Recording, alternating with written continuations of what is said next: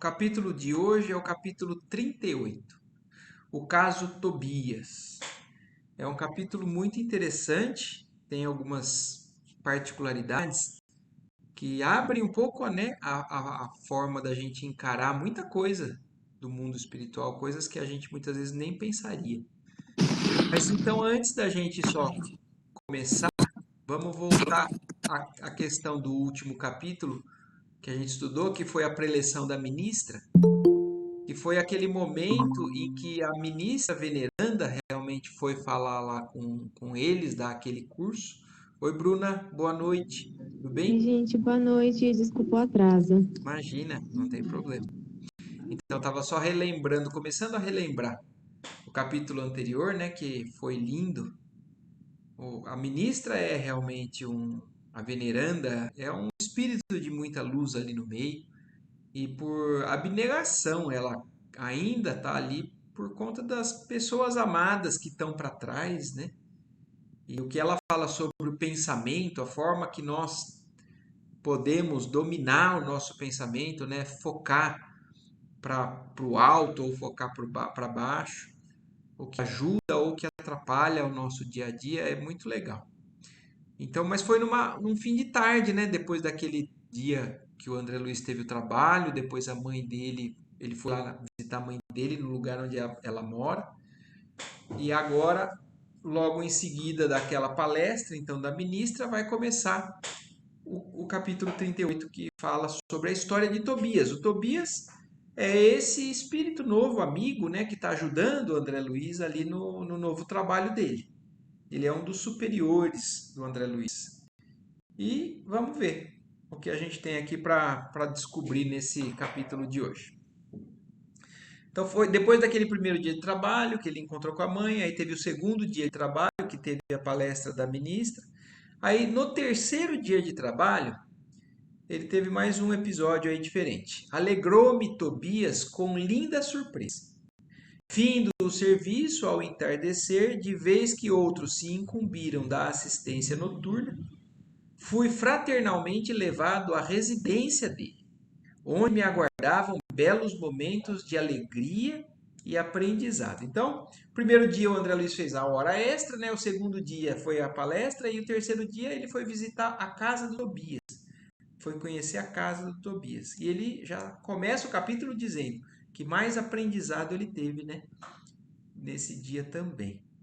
Logo de entrada, apresentou-me duas senhoras, uma já idosa e outra bordejando a madureza. Então, uma mais velha, uma mais a idade adulta, né, madura.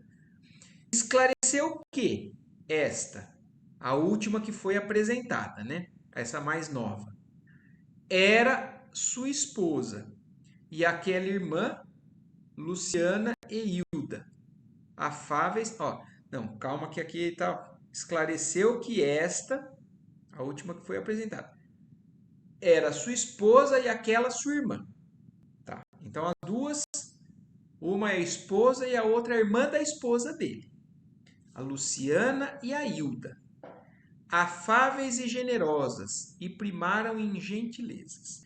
Então ele mora com a esposa e com a mulher, a irmã dela, né? E as duas muito amáveis. Reunidos na formosa biblioteca de Tobias, examinamos volumes maravilhosos na encadernação e no conteúdo espiritual. Mais uma vez, o André Luiz está só citando, né? A biblioteca que existe ali no mundo espiritual. O quanto que o estudo ainda faz parte, né, do dia a dia, mesmo no mundo dos desencarnados.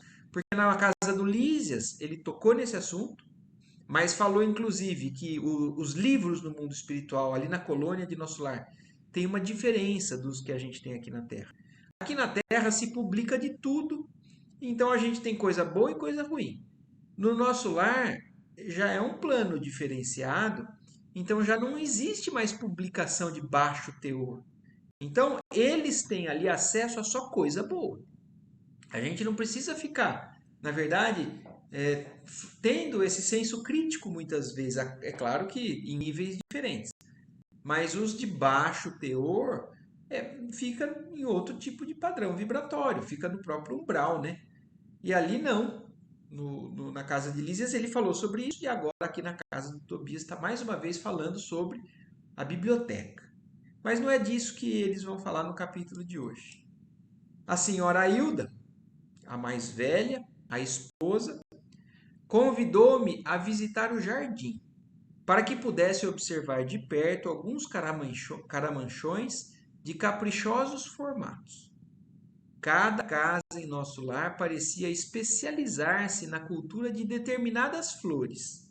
Em casa de Lísias, as glicínias e os lírios contavam-se por centenas.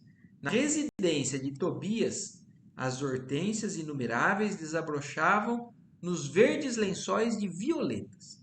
Então, também outra coisa que o André Luiz, ele faz questão de mostrar para nós. Eu fico imaginando isso quando o livro foi lançado, né?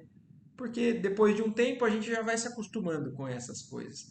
Mas quando você não tinha notícia nenhuma do que é o mundo espiritual, o primeiro livro publicado falando abertamente sobre isso foi esses da série do André Luiz que o Chico Xavier que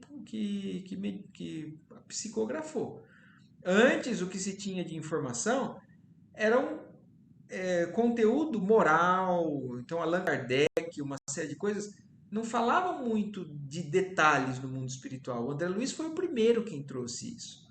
E é por isso que ele faz questão de enfatizar, eu acho, para mostrar, primeiro, que existe. Segundo, não é tudo igual. Ele acabou de falar que parecia que as casas no nosso lar, cada uma tinha uma especialidade, uma tendência a cultivar melhor determinadas flores, né? Então, isso só mais uma vez deixando claro. Belos caramanchões de árvores delicadas, recordando o bambu ainda novo. Apresentavam no alto uma trepadeira interessante, cuja especialidade é unir frondes diversas, à guisa de enormes laços floridos na verde cabeleira das árvores, formando gracioso teto. Olha, imaginem isso, né? As árvores em cima, uma trepadeira que junta essas árvores e com flores. Então, imagina um teto de natureza. É uma coisa, parece que é realmente um mundo da fantasia, né? É o que a gente imagina de mais belo, o André Luiz descreve, que não é imaginação, não é ficção, é a descrição do que tem do lado de lá. Pelo menos nesse ambiente, na colônia espiritual, nosso lar, ele está descrevendo. Não quer dizer que é tudo igual. Se as casas de lá são diferentes, as colônias no mundo espiritual também não são todas iguais. Existem diferenças, né? Não sabia traduzir minha admiração. Embalsamava-se a atmosfera de capitoso perfume. Comentávamos a beleza da paisagem geral, vista daquele ângulo do Ministério da Regeneração, quando Luciana, aqui fora a segunda esposa e agora irmã Luciana, nos chamou ao interior para leve refeição. Então aqui a gente já vai começar a ter uma noção do que se trata esse capítulo. É bom até que vocês discutam comigo isso, porque quando eu li a primeira vez o Nosso Lar, eu fiquei impressionado nesse capítulo. Porque a gente vive numa luta, né? Pela questão moral, pela questão da fidelidade conjugal e tudo mais, da monogamia. Então é algo que é bem sedimentado da necessidade da gente ter aqui na Terra. Agora está falando, lembrando a gente que se na Terra, quando alguém morre, uma pessoa que era um cônjuge, a pessoa pode ter um segundo esposo, certo? Uma segunda esposa. Mas e o que acontece do lado de lá? Porque a morte não existe. Então, quem é a esposa de verdade? E se as duas pessoas forem pessoas que têm realmente um amor profundo nas ligações? Porque, tudo bem, pode ser que uma tenha tido mais, outra menos, mas não tem nada de errado numa situação como essa. Hoje em dia, ainda é mais comum ainda a questão dos divórcios e dos novos casamentos e tudo mais. Mas o que a gente está falando é o seguinte: existiu uma separação que foi independente da vontade daquelas pessoas. Um morreu, um desencarnou. E a pessoa que ficou só se casou por isso, porque não queria se separar. Se casou com uma nova pessoa e teve, de novo, uma boa relação, afinidade, e desenvolveu um certo amor e um carinho por essa pessoa. E do lado de lá, o que acontece? Né?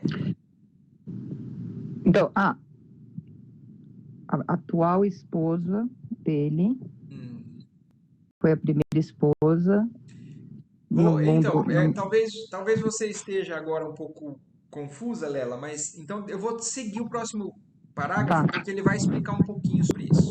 Aí a gente começa a refletir realmente, porque é um capítulo que abre margem para tanta coisa na nossa discussão, até de dúvida, né? Mas vamos lá. E aí, então, a Luciana chamou ele estava lá fora com a Hilda, ela mostrando, a Luciana chamou ele para dentro para comer. Encantado com o ambiente simples, clarinante de fraternidade sincera, não sabia como agradecer ao generoso anfitrião, o Tobias. A certa altura da palestra amável, então eles estavam lá conversando, na refeição, Tobias acrescentou sorridente: o meu amigo, o André Luiz, né, a bem dizer, é ainda novato em nosso ministério e talvez desconheça o meu caso familiar. Então agora que vai explicar um pouquinho o que acontece. Que o Tobias mora com duas mulheres, né? E a gente está entendendo que as duas foram esposas dele na Terra. Sorriam ao mesmo tempo as duas senhoras. E observando minha silenciosa interpelação, o dono da casa continuou: aliás, temos numerosos núcleos nas mesmas condições. Imagine que fui casado duas vezes. Então, primeira coisa que está falando. O caso do Tobias é curioso, é uma novidade para a gente, que, como eu falei, a gente vive envolvido com a busca de uma vida moral, pautada em fidelidade e tudo mais. E ainda isso prevalece.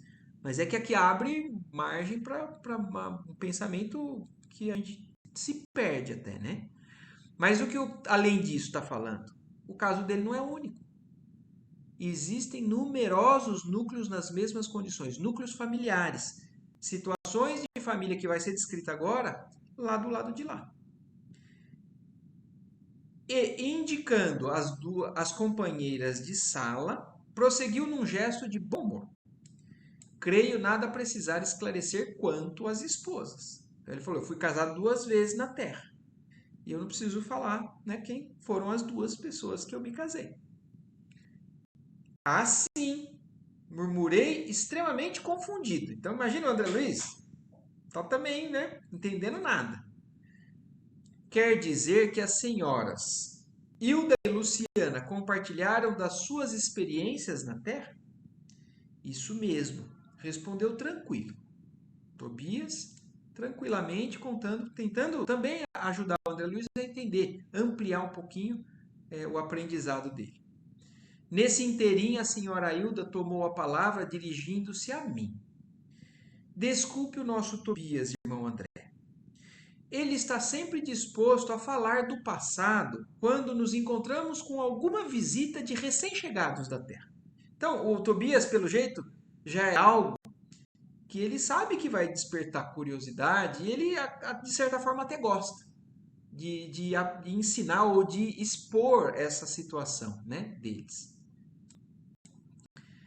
E aí, quando a senhora Hilda fala isso para o André, ele mesmo fala, né, o Tobias, pois não será motivo de júbilo? Aduziu Tobias bem-humorado. Vencer o monstro do ciúme inferior? Conquistando, pelo menos, alguma expressão de fraternidade real. Então, a gente tem que ter cuidado nesse capítulo. Porque a gente está tomando consciência de uma coisa que é talvez algo que a gente nunca tenha pensado, mas é uma realidade. E ele está falando assim, Eu falo porque eu acho que realmente a gente tem que exaltar, a gente conseguir vencer essa questão do ciúme inferior, né? Que é algo que prejudica, é um sentimento possessivo, de posse. Mas a gente tem que tomar cuidado. Porque senão esse capítulo abre margem para a gente então falar que aqui então a gente pode ser poligâmico. As pessoas podem ter mais de um relacionamento, porque então vamos vencer essa questão do ciúme. É para eu amar a mais de uma pessoa ao mesmo tempo. Talvez não seja bem isso que está querendo dizer. Mas o fato é, como eu falei, o capítulo está mostrando uma realidade do lado de lá que nada fez de errado do lado de cá. Eles foram separados por forças maiores, se uniram e desenvolveram amor. Agora, ainda assim a gente vê pelo tom desse parágrafo que talvez não tenha sido tão fácil assim, que talvez não tenha sido tão fraterno assim desde o início, porque ele falou, não é motivo de júbilo a gente ver um trio vencendo o monstro do ciúme inferior e conquistando uma expressão, né, um sentimento envolvido dessas pessoas de fraternidade real. Porque fraternidade da boca para fora ou com uma série de misturas, né, de intenções e tudo mais é muito fácil. Agora, a fraternidade real é outra coisa, né? O sentimento de irmão para com irmão é outra coisa. Aliás, se a gente for pensar além, se a gente vai desenvolver sentimento de irmão para com todos, então a gente não é que vai precisar ampliar o nosso grupo de pessoas que a gente se casa. É cada vez menos precisar disso. Porque então vamos pensar na questão daqueles que foram os religiosos, os seres mais iluminados e mais abnegados, né, e mais dedicados à religião. Eles já não têm mais a necessidade de uma interação com outra pessoa no sentido mais carnal. Eles podem amar a diversas pessoas de maneira igual, mas eles não têm a mesma necessidade do contato físico, né, de saciar certas necessidades que ainda são da inferioridade da carne. Né? Então, é por isso que eu estou falando. A gente vai ter que pensar muito aberto nisso aqui, não ficando preso, talvez, a um conceito que possa levar a gente a ir para um caminho contrário da busca da moral. Mas vamos seguindo. Então ele está falando que ele gosta de contar por isso, porque ele acha que é realmente uma conquista. De fato, objetei. O problema interessa profundamente a todos nós. Há milhões de pessoas nos círculos do planeta em estado de segundas núpcias. Então não estamos falando de pessoas que realmente se separaram porque se entenderam que não estavam bem juntas. Pessoas que se amam, mas foram separadas e outras que se descobriram também se amar. Então estamos no planeta, no círculo do planeta, com inúmeras pessoas nesse estado de segundas núpcias, porque um partiu. Como resolver tão alta questão afetiva considerando a espiritualidade eterna? Essa que é a questão. Então ninguém morreu, só mudou de lugar. Então por que o seu marido muda de cidade e você casa de novo? Porque você vai encontrar com ele de novo. Como resolver isso? A questão é essa. Como resolver tão alta questão afetiva? Considerando que ninguém morre, ninguém deixa de existir. Todo mundo vai partir para o lado de lá. Sabemos que a morte do corpo apenas transforma, sem destruir.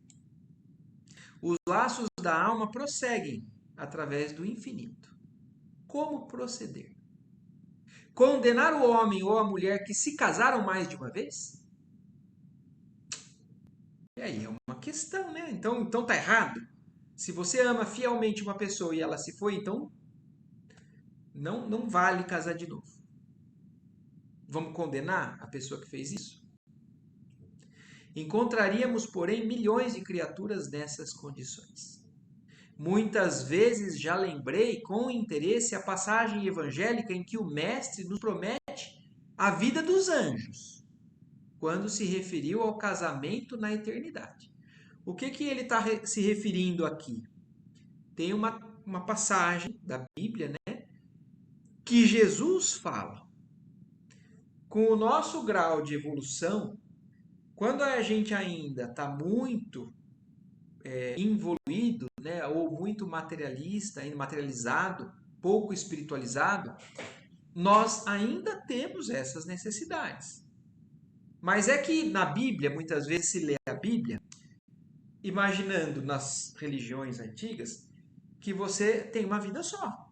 Então você morreu, você pode até ser super materialista, super necessitado de alguns prazeres que o seu corpo te oferece. Não estou falando só da sensualidade, dos bebidas, comidas, algumas drogas, né, algumas substâncias químicas e o próprio prazer do corpo.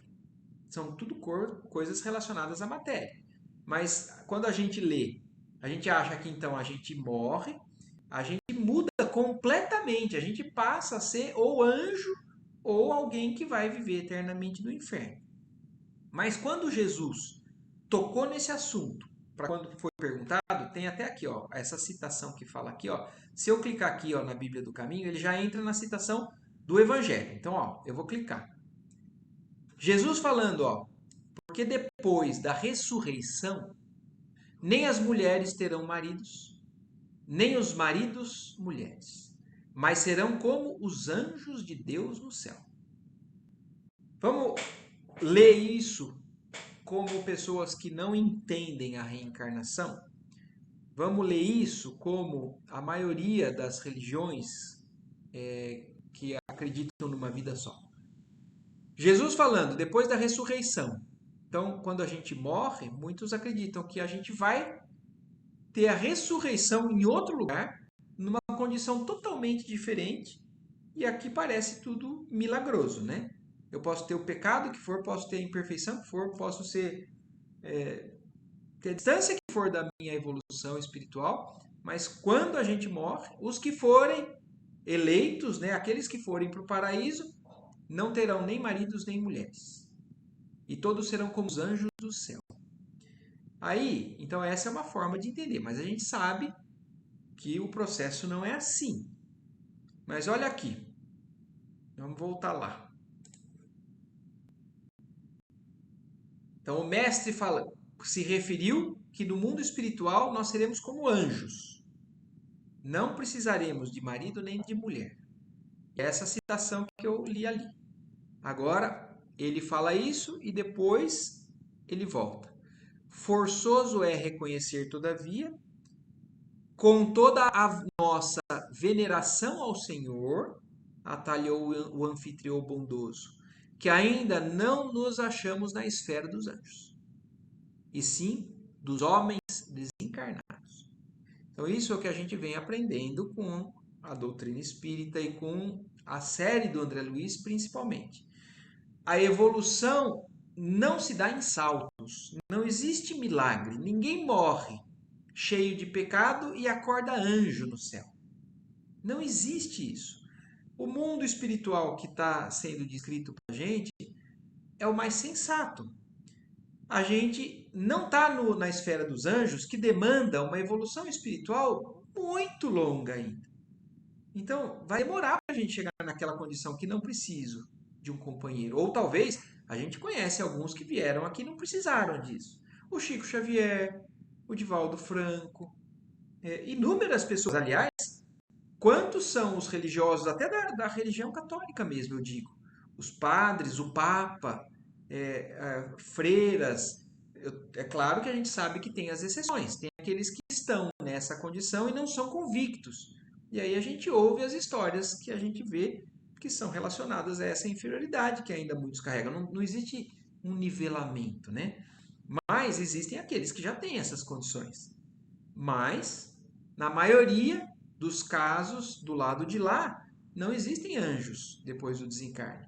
Existem homens desencarnados com as mesmas necessidades, com as mesmas imperfeições, continuando a aprender. Continuando aí nas escolas, né, do lado de lá, como a gente estava falando, mas é o que o Tobias acabou de falar. Então, não se surpreendam com o fato de que ele, o Tobias ali, se encontra com a esposa de novo. Aliás, a mãe do Lísias, também tem o Ricardo, que é o marido, que voltou, e eles ainda têm essa dependência.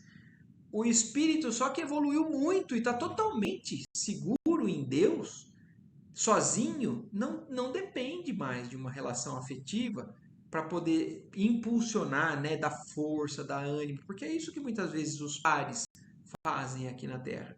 É um se ajudar ao outro, né? Mas o Tobias está falando isso. Vamos reconhecer que nós veneramos o Cristo e entendemos que um dia vamos chegar naquela condição que ele falou, mas aqui ainda não. Pelo menos no plano espiritual do nosso lar, muitos são homens desencarnados com as mesmas necessidades. Mas como solucionar aqui semelhante situação, então? Perguntou André Luiz. Tobias sorriu e considerou. Muito simplesmente. Reconhecemos que entre o irracional e o homem há uma série enorme e gradativa de posições. Então, olha o que ele está falando, né? Para a gente voltar a entender essa questão da nossa distância com os anjos que Jesus falou que um dia a gente vai alcançar. Mas não é com um milagre. Mas o que ele está falando? Que entre o irracional, então o ser que não pensa, os seres vivos ainda totalmente embrutecidos ou sem inteligência nenhuma, nem moral, muito longe ainda da moral. Entre esses seres e nós, existe uma série enorme, gradativa de degraus, né? Assim também entre nós outros, o caminho até o anjo representa imensa distância a percorrer. Então, ficando muito claro que é a mesma coisa. Está longe, nós não vamos chegar lá, vamos, mas não é tão rápido assim. Ora, como podemos aspirar à companhia de seres angélicos se ainda não somos nem mesmo fraternos uns com os outros? Então, né? Aí vem uma reflexão para aquele que acredita, né? Que depois de desencarnar vai poder habitar o céu. Como é que a gente pode querer habitar num ambiente onde os anjos estarão ali, né? Se a nossa vibração ainda é de não conseguir aturar nenhum que convive com a gente com esse amor fraterno real. Então, não tem como, é irreal. A gente não vai dar um salto tão grande assim só porque Deus quer. Ele está contando com o nosso esforço para dar essa subida, né? Claro que existem caminheiros de ânimo forte, que se revelam superiores a todos os obstáculos da senda, por supremo esforço da vontade. Mas a maioria não prescinde de pontes ou do socorro de guardiões caridosos. Quer dizer, existem aqueles que não precisam, não dependem desse apoio, mas a maioria não prescinde de ponte. Olha isso. E tem uma frase dessas comunicações do Chico, eu não me lembro exatamente de quem que é, mas que fala, né, que entre Deus e nós tem o próximo, né? E o próximo é essa ponte. O que nos leva a Deus são essas pontes, são essas pessoas que nos ajudam, nos estimulam, nos dão força, nos servem de apoio para os pés para a gente conseguir caminhar lá. E a maioria ainda depende. Nós somos seres interdependentes uns dos outros. E na maioria de nós, dependemos ainda de uma união entre um outro ser, que a gente tem uma afinidade muito grande, para que um dê força para o outro. É claro que a gente sabe que ainda também no mundo em que nós vivemos, muitos dos casamentos não são desse tipo de ligação, de afinidade completa. São muitos de resgates, né, de ajustes de vidas passadas que não são totalmente sintonizados ou tão agradáveis assim. Mas existem aqueles que já são realmente um estímulo um para o outro. Então, são socorro um para o outro. E em vista desta verdade, os casos dessa natureza são resolvidos nos alicerces da fraternidade legítima, reconhecendo-se que o verdadeiro casamento é de almas, e essa união ninguém pode quebrantar. Olha que lindo isso, né? Então, independente da separação que possa haver, né, fisicamente, ou no mundo dos encarnados, as almas que verdadeiramente se amam não se separam. É inseparável porque é uma sintonia. É uma afinidade que independe da questão material. Então, a pessoa pode ter se distanciado por conta de um desencarne, mas elas vão estar ligadas, às vezes, eternamente. Não com a mesma, o mesmo sentimento de posse, talvez, não com as características, muitas vezes, patológicas que envolvem muitas relações, mas numa união realmente sincera de afinidade, de fraternidade legítima, como fala, né? E aí, nesse instante, então, Tobias explicando tudo isso para o André Luiz. Nesse instante, Luciana, que se mantinha silenciosa, interviu acrescentando. Então, a Luciana é a mais nova, que se casou com André Luiz depois que a Hilda partiu. Convém explicar, todavia, que tudo isso, felicidade e compreensão, devemos ao espírito de amor e renúncia de nossa Hilda. Então, a Luciana está reconhecendo que isso que eles agora estão vivendo é mérito principalmente da Hilda. A senhora Tobias, no entanto, demonstrando humildade digna, acentuou: calem-se, nada de qualidades que não possuo. Buscarei sumariar nossa história a fim de que o nosso hóspede conheça meu doloroso aprendizado. Olha isso. Eu acho incrível como o André Luiz ele consegue passar para a gente que não é tão simples assim, né? A Hilda está falando, tudo bem, eles estão agora vivendo nessa harmonia, mas não foi assim desde o começo e não foi fácil alcançar isso. Então, olha isso, ela está falando. Primeiro que ela está falando que ela não tem mérito disso, não. Reconhecendo a parte ainda de inferioridade de tudo isso que ela passou, que dificultou a chegar onde ela chegou. Então, foi um doloroso aprendizado que conseguiram fazer chegar nesse nível, mas foi doído. E continuou depois de fixar um gesto de narradora amável. Então aí agora a Hilda vai explicar exatamente o que aconteceu. Tobias e eu nos casamos na terra, quando ainda muito jovens, em obediência às sagradas afinidades espirituais. Então eles eram um casal realmente com afinidades, se casaram por amor e tinham uma sintonia. Creio desnecessário descrever a felicidade de duas almas que se unem e se amam verdadeiramente no matrimônio. Então, isso está bem claro. Eles eram realmente um casal que eram ligados por bons laços, né? Então, e ela não precisa nem descrever qual é a consequência de uma união de um casal dessa maneira. Qual é o grau de felicidade que um casal assim vive. A morte, porém, que parecia enciumada da nossa aventura, subtraiu-me do mundo por ocasião do nascimento do segundo filhinho. Então, olha isso, ela descrevendo, olha como ela fala, né? Alguma coisa, parece que não estava gostando da nossa felicidade e me tirou dali. No segundo parto, né, que ela teve, ela morreu. Nosso tormento, então, foi indescritível. Tobias chorava sem remédio, ao passo que eu me via sem forças para sufocar a própria angústia. Então, imagina, o Tobias com um recém-nascido, um filho um pouquinho mais velho, ela do lado de lá, em condições ruins, porque ela estava angustiada, e tanto é que a gente sabe, então, qual é a consequência para alguém que parte angustiado, não aceitando, não espiritualizado, não entendendo? Dias de umbral. Então, pesados dias de umbral abateram-se sobre mim. Não tive remédio senão continuar agarrada ao marido e ao casal de filhinhos, surda a todo o esclarecimento que os amigos espirituais me enviavam por intuição. Então, ela é um caso daquele espírito que não foi para lugar nenhum. O umbral que ela ficou envolvida é a convivência no próprio lar.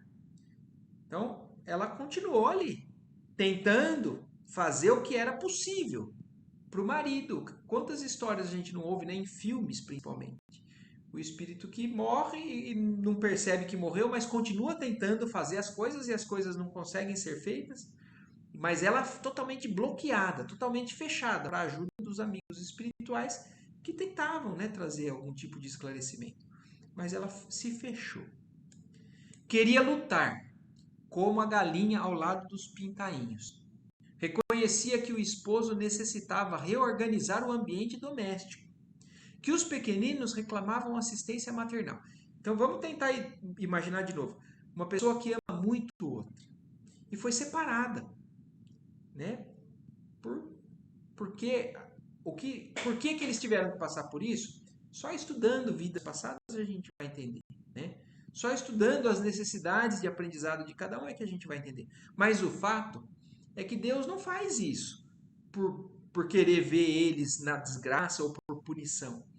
É por realmente necessidade de ensino, resgate e aprendizado. Mas o fato é que ela, uma pessoa que amava extremamente o marido, os filhos, foi tirada da vida material e não conseguiu sair dali. Tentava de todas as maneiras, ela sabia que ela estava morta, né? Porque ela falou assim: eu enxergava, né? Reconhecia que o marido, Tobias, lá ainda encarnado, precisava reorganizar o ambiente doméstico. E que os meninos precisavam de uma assistência de uma mãe, uma nova mãe. Tornava-se a situação francamente insuportável. Minha cunhada solteira, então olha isso, o Tobias, a irmã do Tobias, que era solteira, não tolerava as crianças. E a cozinheira apenas fingia dedicação. Então o Tobias estava morando com uma cozinheira e a irmã, que a irmã não gostava dos filhos dele, e a cozinheira só fingia que gostava, fingia que era dedicada, mas no fundo não dava. Então imagina para a mãe, no mundo espiritual, ver aquela situação. Duas amas jovens pautavam toda a conduta pessoal pela insensatez. Não pôde Tobias adiar a solução justa. E decorrido 1 ano da nova situação, desposou Luciana. Então, olha isso. Depois de 1 ano, o Tobias acabou se aproximando da cunhada e acabou casando com a Luciana, que é então a irmã da Hilda, que partiu muito cedo. Mas, Contrariando meus caprichos. Quer dizer, a Hilda não aceitou isso, apesar de entender que ele precisava de ajuda, ela não aceitou por ciúme que a irmã então assumisse o lugar dela. Você ia falar alguma coisa, Léa? sim, então a Luciana era irmã dela também, encarnada. Sim. Tá, Irmã consanguínea de encarnação. Sim. tá. E aí foi o que aconteceu. O Tobias acabou se casando com a cunhada. E a Hilda não gostou. Ah, se soubesse como me revoltei. Semelhava-me a uma loba ferida. Minha ignorância deu até para lutar com a pobrezinha, tentando aniquilar. Então, olha isso, ela já nem enxergava mais a irmã como irmã. Passou a ser, né, um rival. Passou a ser alguém que, pelo mundo espiritual, ela estava tentando acabar com a vida da irmã. Então, olha isso, como não foi tão simples chegar ali, é o que a Hilda agora está contando humildemente, reconhecendo a sua parte ainda de dificuldade de lidar com a situação. Minha ignorância, então, atendeu até para lutar com a pobrezinha. Foi aí que Jesus me concedeu a visita providencial de minha avó materna, né? Desencarnada havia muitos anos. Então, como que então Deus acaba fazendo, né? Jesus, no caso que ela fala aqui, concedeu a visita da avó dela. É alguém que ela tem respeito, alguém que ela ouviria. E foi ela quem foi então trazida para socorrer. Chegou ela como que nada desejava, enchendo-me de surpresa. Sentou-se ao meu lado, pôs-me em seguida ao colo, como noutro tempo, e perguntou-me lacrimosa: Que é isso, minha neta? Que papel é o seu na vida? Você é leoa ou alma consciente de Deus? Pois nossa irmã Luciana serve de mãe a seus filhos funciona como criada de sua casa, é jardineira do seu jardim, suporta a bilis do seu marido e não pode assumir o lugar provisório de companheira de lutas ao lado dele? Olha o que uma consciência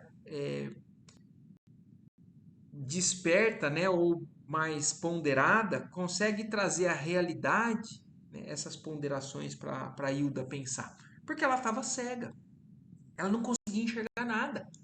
Mas a avó, né, a mãe, a avó dela, materna, chega e chama a atenção para isso. Você vê que seus filhos precisam de ajuda. Ela está assumindo tudo, inclusive, como fala, né, a bilis do seu marido, quer dizer, ele devia ter um gênio, inclusive, difícil ali ainda, e ela aguentava tudo isso, está tentando cuidar do seu marido e dos seus filhos e você não consegue encarar ela de maneira boa, né? É assim que o seu coração agradece os benefícios divinos e remunera aqueles que o servem? Quer você uma escrava e despreza uma irmã? Ela queria algo. Se fosse empregada que cuidasse bem dos filhos, tudo bem. Agora, a própria irmã fazendo por amor, não pode? Então, olha como o conceito vai muito além, né? Da maneira que a gente encara ciúme, posse nos relacionamentos. Hilda, Hilda, onde está a religião do crucificado que você aprendeu? A gente é muito contraditório ainda no que a gente pensa, vibra, sente, e se a gente for se basear pela religião que a gente se apoia, né? Se diz. E aí é o que a avó dela está chamando a atenção. Aonde está a religião do crucificado que você aprendeu?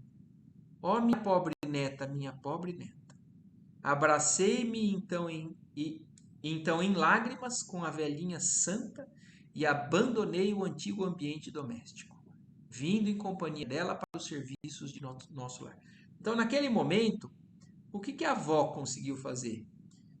Quebrar aquele círculo vicioso que ela estava e conseguiu resgatar ela para levar, tirar dali. Então, não que ela passasse a aceitar naquele momento, mas ela começou a enxergar que ela não estava tão dona da razão assim, daquilo tudo que ela estava se apoiando, porque a própria consciência cristã dela falava o contrário. Então foi quando a avó conseguiu tirá-la dali, levou para o nosso lar. Desde essa época, tive em Luciana mais uma filha. Então aí ela também, isso não aconteceu de repente. A gente sabe que não é assim. Então no nosso lar, trabalhando ao lado de pessoas que diziam coisas boas, ensinavam coisas boas, a própria avó provavelmente estava presente. Então com o tempo ela foi encarando a Luciana, agora até como filha. Trabalhei então intensamente. Consagrei-me ao estudo sério, ao melhoramento moral de mim mesma. Busquei ajudar a todos, sem distinção, em nosso antigo lar terrestre. Então foi aí que ela, nessa jornada nova, começou, através desses recursos que foram oferecidos para ela, né, na coluna espiritual do nosso lar, então estudar, buscar entender. Melhoramento moral, isso é a luta que a gente tem, né, constante dentro de nós. E aí ela começou a conseguir, de alguma maneira, encarar aquelas pessoas como irmãos de fato, sem distinção, sem preferências, né, para um ou para outro. E aí constituiu Tobias uma família nova, que passou a me pertencer, igualmente pelos sagrados laços espirituais. Mais tarde voltou ele, reunindo-se a mim, acompanhado de Luciana, que veio também ter conosco para nossa completa alegria. E aí tem, meu amigo, a nossa história. Então aí é um resumo, como ela falou que é tentar resumir, de uma trajetória difícil, mas ela primeiro se regenerou, ajudou a eles, depois o Tobias voltou, se juntou a ela de novo, porque eles tinham laços afetivos fortes. E a Luciana também acabou formando, porque ela contribuiu até para isso, para que eles pudessem dar conta da encarnação deles, cuidando bem, inclusive, dos filhos ali. E se juntaram, falando que voltaram a conviver juntos, né? Mas aí, em completa alegria. Luciana, contudo, tomou a palavra e observou. Não disse ela, porém, quanto se tem sacrificado, ensinando-me com o exemplo. Então, a Luciana está agora também deixando claro para a gente que ela ainda não está no mesmo nível de compreensão. A Luciana passou a adquirir o sentimento do amor e da posse que muitos acabam se envolvendo quando se relacionam aqui, né? E agora ela falando, a Luciana, que é o exemplo, né? E a abnegação da Hilda que acaba ajudando a Luciana a também trilhar o mesmo caminho. E aí, eu não sei se alguém falou alguma coisa agora, alguém... Não, né? E aí, quando a Luciana falou aquilo, a Hilda falou, que dizes, filha? Perguntou a senhora Tobias, acariciando-lhe a destra. Quer dizer, dando um carinho, né? Falando, poxa vida, né? Que bom, né? Que eles já estão nesse clima. Luciana sorriu e ajuntou. Mas graças a Jesus e a ela aprendi que há casamento de amor, de fraternidade, de provação, de dever. E no dia em que Hilda me beijou, perdoando-me, senti que meu coração se libertara desse monstro que é o ciúme inferior. Então, olha isso. O que fala nesse capítulo é aquilo que eu comentei. E aí se vale, né, aquilo que eu dei até no último na última capítulo que a gente estudou. A ideia de pegar algumas palestras, né, que a gente ouve às vezes, como a do Arthur que eu falei sobre o sonho, um capítulo um palestrante que explica muito bem a questão dos casamentos é o Jorge Elahá. Tem uma palestra que ele fala sobre os tipos de casamentos que existem aqui, nesse nosso mundo de provas e expiações, que é muito legal, mas aqui ele está resumindo mais ou menos. Ele está falando que há casamentos que são sim de amor. Há casamentos que são de fraternidade. Tem espíritos que se casam e que eles têm mais uma relação de irmãos do que de casal. Mas talvez exista um propósito para isso também. Existem casamentos de provação, que é aquele que coloca um teste mesmo, para ver se você realmente está conseguindo mostrar aquilo que você aprendeu. Há casamento de dever. Então, existem vários tipos de casamento. A gente não sabe dizer exatamente, mas depois eu vou colocar também aquele do Jorge Elahá, falando sobre o casamento, que eu acho que vale a pena, quem tiver interesse de entender melhor sobre isso. Mas o que aqui a Luciana está falando é que a Hilda, quando ela deu esse passo, né, de um amor mais fraterno, e quando ela perdoou a Luciana de ter casado com o marido dela, porque ela se encontrou do lado de lá também, como eu falei, né, no começo do capítulo, ninguém imagina que isso vai ser colocado frente a frente um com o outro, porque as pessoas, morreu, então agora eu tenho direito de fazer outra vida. Não morreu, né?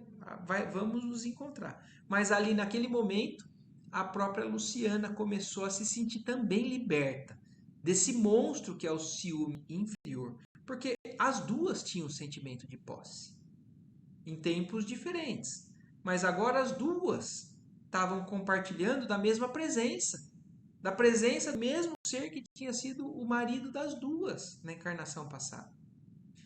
O matrimônio espiritual realiza-se alma com alma, representando os demais simples conciliações indispensáveis à solução de necessidades ou processos retificadores, embora todos sejam sagrados. Olha que esse fim aqui também tem muita coisa para a gente reler, pensar. Então, olha isso, dizendo que as almas afins, as almas que são extremamente sintonizadas, esse casamento é espiritual mesmo e não se separa. Agora, alguns casamentos são conciliações indispensáveis, soluções de necessidades, processos retificadores, reparadores ou de dívidas adquiridas ou algo muito que alguém fez, prejudicou muito uma pessoa. Numa próxima encarnação pode vir marido ou mulher daquela pessoa para poder restituir aquilo de alguma outra maneira, que tenha prejudicado em outra vida. E assim, mas aí ele finaliza falando, embora todos sejam sagrados. Então não existe casamento mais belo ou menos belo. Tudo é sagrado. É claro, mais belo, esse das almas mais sintonizadas é mais belo. Mas todos são com a bênção de Deus, né? E assim construímos nosso novo lar, na base da fraternidade legítima, acrescentou o dono da casa. Aproveitando o ligeiro silêncio que se fizera, indaguei. Mas como se processa o casamento aqui? Pela combinação vibratória, esclareceu Tobias, atencioso. Então aqui, do lado de lá, né, ele está falando. Aqui não tem essa de casamento por interesse ou equivocado e depois você descobre que as vibrações são muito diferentes. Do lado de lá, o único casamento que existe é a de combinação vibratória. Espíritos que se afinizam e se aproximam porque é uma sintonia, é um ímã que um atrai o outro. Ou então, para ser mais explícito, pela afinidade máxima ou completa. Incapaz de sopitar a curiosidade, esqueci a lição de bom tom e interroguei. Olha aí, o André Luiz, nessa viagem nova aí de pensamentos, aí ele falou, até esqueci o bom tom, né, a educação, e perguntou, mas qual a posição de nossa irmã Luciana nesse caso? Então, se pelo que nós estamos vendo, a união entre a Hilda e o Tobias era daquela felicidade plena, né, do complemento de almas. Então aí o André Luiz falou assim, bom, mas e a Luciana então? Onde que agora se encaixa nisso? Antes, porém, que os cônjuges espirituais respondessem, foi a própria interessada que explicou. Quando desposei Tobias, viúvo, já devia estar certa de que, com todas as probabilidades, meu casamento seria uma união fraternal acima de tudo. Então ela sabia que o amor entre eles não era o como acontecia entre a Hilda e ele. Então, de alguma maneira, ela sabia que aquele casamento é mais de uma união entre irmãos, entre pessoas que se querem muito bem e procuram se ajudar, mas que isso era acima, né, de um sentimento que poderia ser parecido com o que a Hilda sente pelo Tobias e o Tobias pela Hilda. Foi o que me custou a compreender. Aliás, é lógico que, se os consortes padecem inquietação, desentendimento, tristeza, estão unidos fisicamente, mas não integrados no matrimônio espiritual. Então, aquilo que falou exatamente ali atrás, falou assim, o casamento entre almas é indissolúvel. Aqueles que não têm sintonia podem até estar juntos fisicamente, mas não estão juntos. Não existe um casamento espiritual, não existe essa sintonia.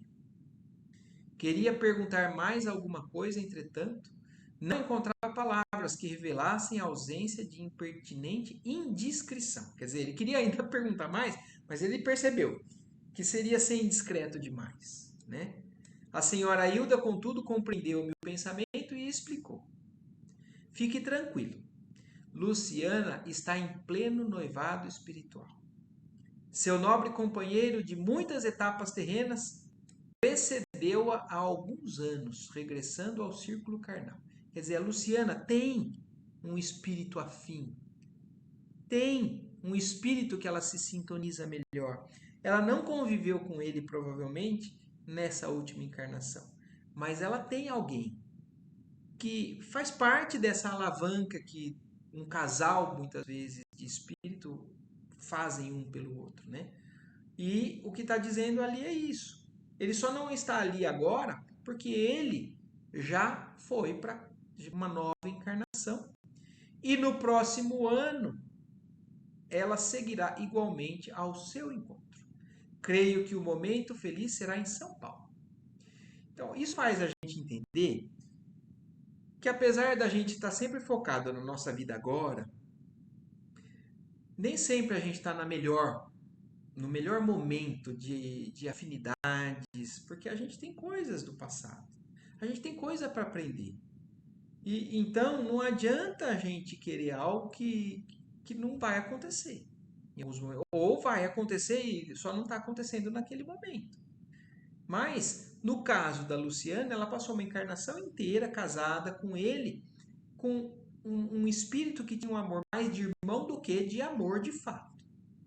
E numa próxima encarnação, ela ia ter a oportunidade de reencarnar junto com esse amor dela.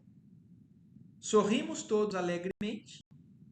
Nesse instante, Tobias foi chamado às pressas para atender um caso grave nas câmaras de retificação. Era preciso, desse modo, encerrar a palestra.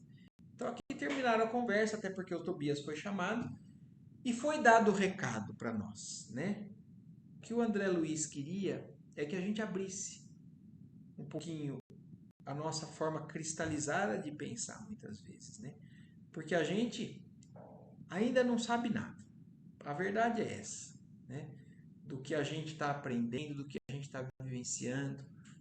Então, a gente tem que seguir, continuar seguindo os preceitos morais que a nossa consciência nos pede, que algumas leis morais da sociedade nos pedem, mas a hora que a gente começa a abrir esse leque, né, de compreensão ou de pensamento, a gente vê que ainda tem muita coisa para a gente aprender.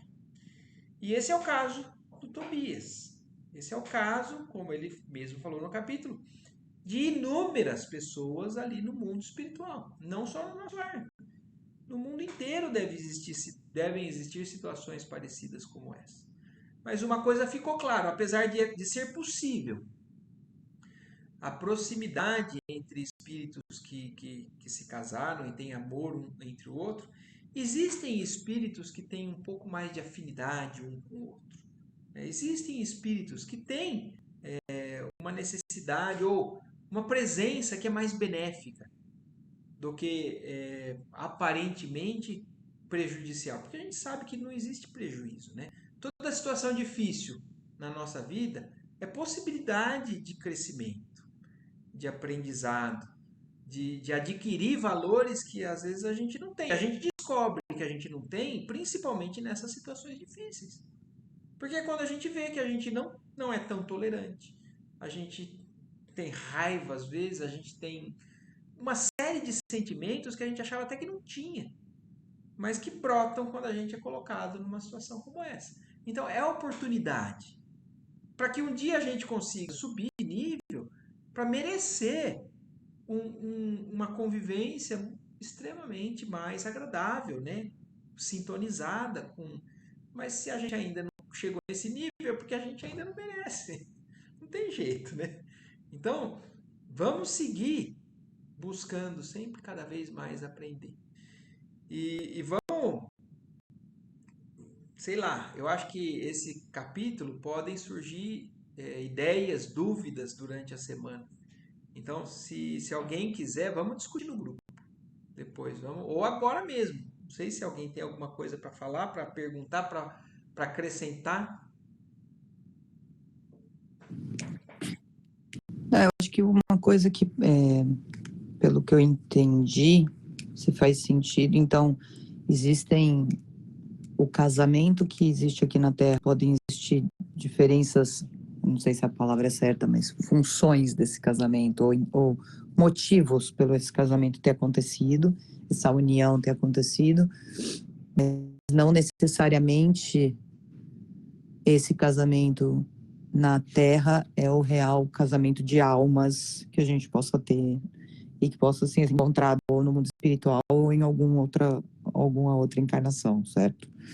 Então, pode acontecer casos em que uma pessoa casou aqui, ficou a vida inteira casada, desencarnou e encontrou de fato uma alma que é a real alma fraterna, enfim, o casal de almas no mundo espiritual e que não necessariamente era a pessoa que estava com ele aqui.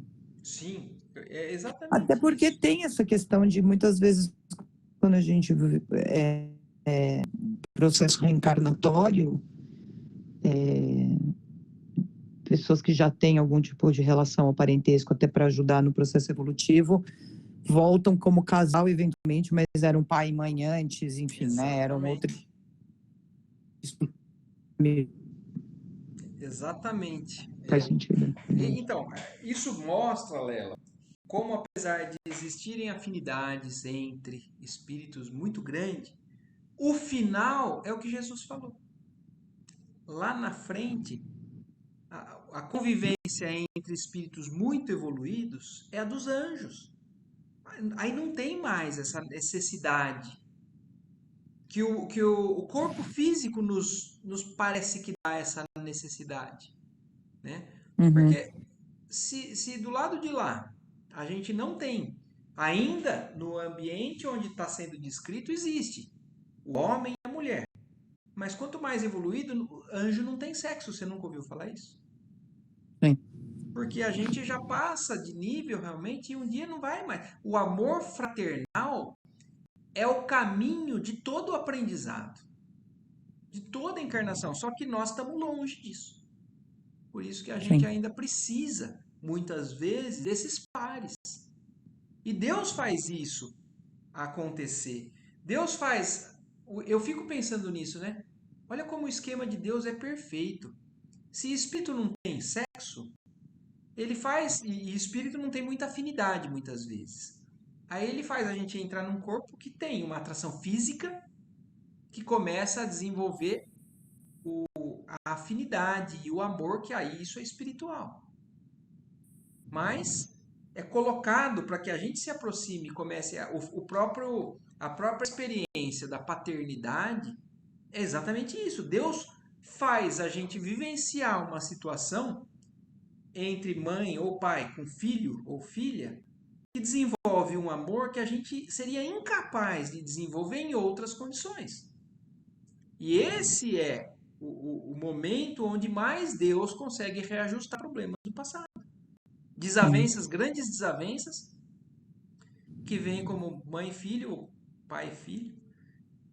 E aí você consegue desenvolver um amor que é o mais próximo do amor de Deus, do que Deus tem por nós, né? E isso perdura do lado de lá. Apesar de não ser mãe eternamente ou pai eternamente. Nós somos todos irmãos. Mas aquele sentimento, aquela afinidade foi trabalhada numa encarnação e vai perdurar eternamente. Uhum. Só vai ser trabalhada com o tempo depois a questão do apego exagerado, né? Dessa posse. Mas isso, a afinidade foi construída.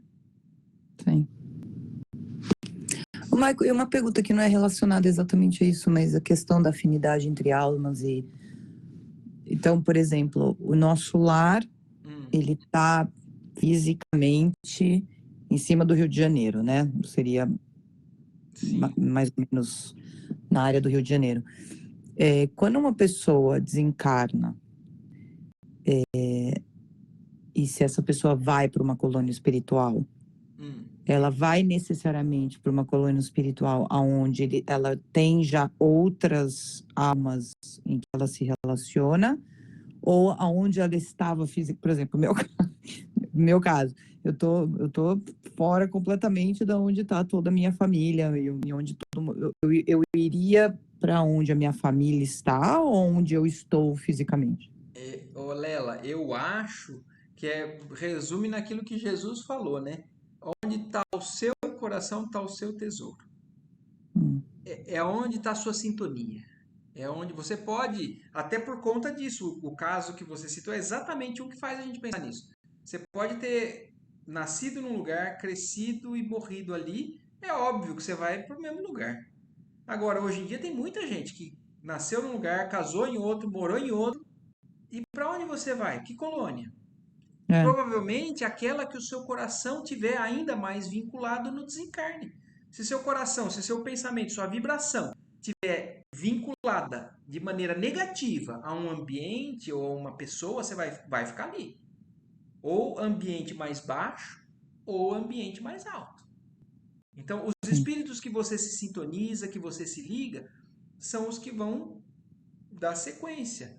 É como eles falam várias vezes nesses livros. Não é um grande salto o desencarne. Ele só tira alguns véus, a sintonia continua. Só se amplia a forma de você enxergar as coisas, de deixa para trás outras coisas, mas a sintonia é a mesma. Sim. Então, eu acho que a gente vai para onde a gente estiver mais ligado. Não tem regra, não deve ter regra. Não sei, eu estou falando pelo que eu imagino. Faz sentido. Certo? Bruna, Gandolf. Tudo certo, Marco. Dúvidas? Ficou muita informação nesse capítulo, Bruna? Ah, foi bastante. Tem muita coisa pra gente se desprender ainda, né?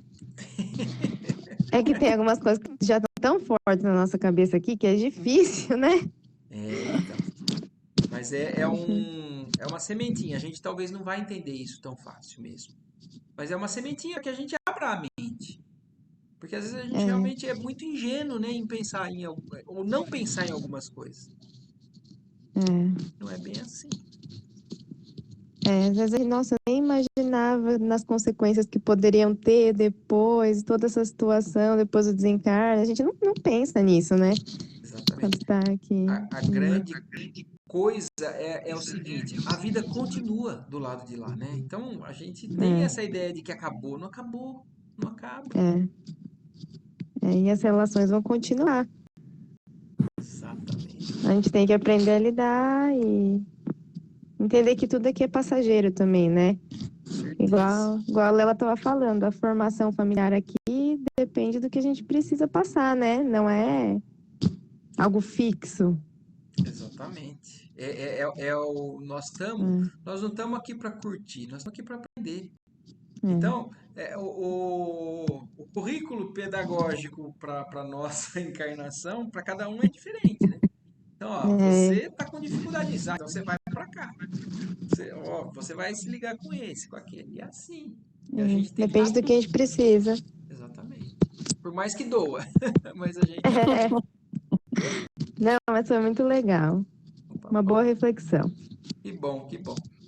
Eu vou. Bom, obrigado aí mais uma vez para vocês, mas depois eu vou colocar então no grupo a palestra do Jorge Elahá. Isso. E tem mais Tá uma bom. coisinha que eu queria até concluir. Peraí, deixa eu só pegar aqui, ó. Eu vou ver se eu acho fácil essa questão do amor fraternal. Tem uma.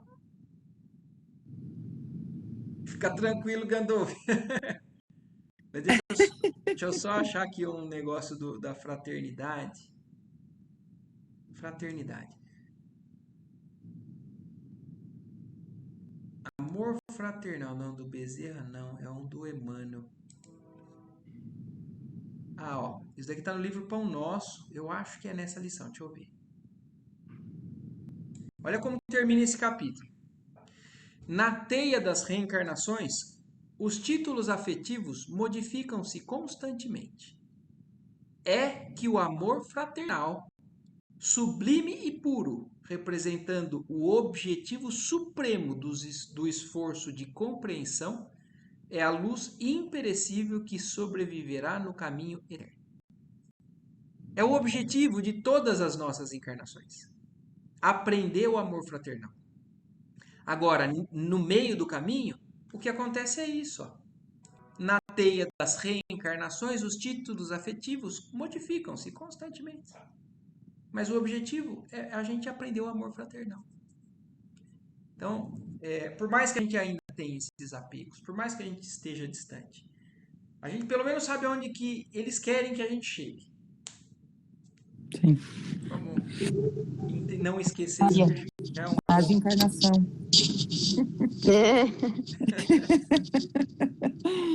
A gente vai chegar lá, a gente vai chegar lá. Vamos. E vamos junto.